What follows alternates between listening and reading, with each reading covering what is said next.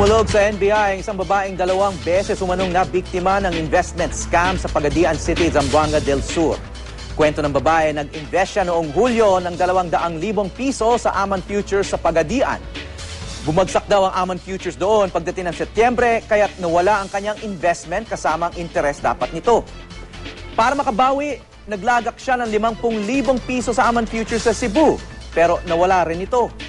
Sa kabila nito, noong Oktubre ay nag-invest pa siya sa 100,000 piso sa Visioner 2020. Giit naman ng manager ng Visioner 2020, hindi sila nanloko at handa nilang ibalik ang pera sa mga investors.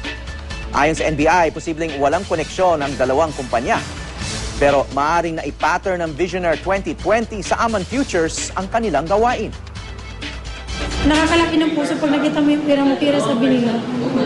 Yun. Yun pala, naging hangin. Kasi ang convinced na Visioner, hindi siya scam, hindi katulad ng Rama. Yung na po na-encourage, pero yung laptop pa rin, still scam.